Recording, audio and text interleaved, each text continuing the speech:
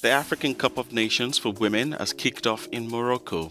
Between Rabat and Casablanca, the 12 best teams of the continent will compete until July 23 with the aim of getting 4 tickets for the next World Cup.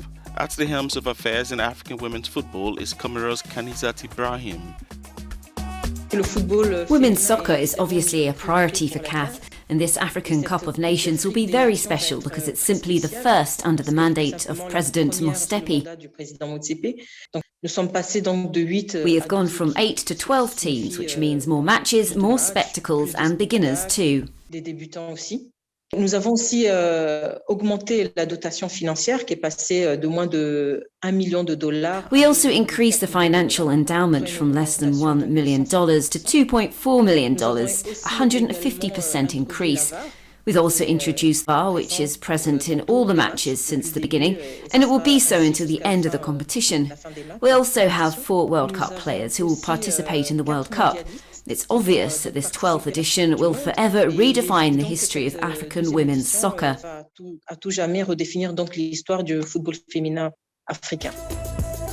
With the women's tournament and upcoming second edition of the Champions League in October, Morocco is emerging as the promised land of women's football in Africa. The kingdom has been able to put in place the necessary actions, whether it be at the level of infrastructure or training of talent. The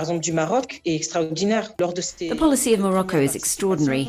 At the time of its first 2 participations in 1998 and 2002, Morocco did not look good in terms of women's soccer. For almost 3 years, Morocco has been working hard to develop its women's football through infrastructure, the choice of qualified people and financial means. It's a real revival for women's soccer, and what's happening here is extraordinary. On the field, Nigeria remains the driving force of African women's football with 9 continental titles. The Super Falcons are widely admired and inspire other nations like South Africa and Cameroon to surpass themselves and to offer a new visibility to their sport. We see stars like Asisat and Thembi shining through, and they're models of success, and at a time when stereotypes, cultural and social barriers are still a hindrance to the development of women's football, it's good to build on these models.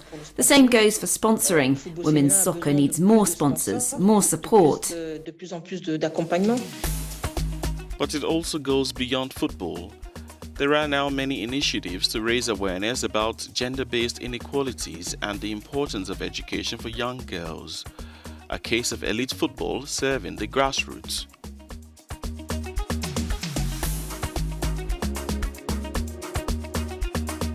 For the youth, we've introduced the Pan-African School Programme, which is very dear to President Mostepi. The girls who are reached by this programme can afford to dream of a career in women's football. We develop aspects for the education of the girl as well, because education is the key to success. It is for us to offer career opportunities, and in soccer there is a lot of room for women, and I remain really optimistic about the future of African football. Je reste vraiment optimiste quant à l'avenir du football féminin. Indeed, optimism, and on different levels, including on the field of play, where there are hopes for more impressive showcase in the World Cup, one that can surpass the quarter-final outing achieved by Nigeria in 1999.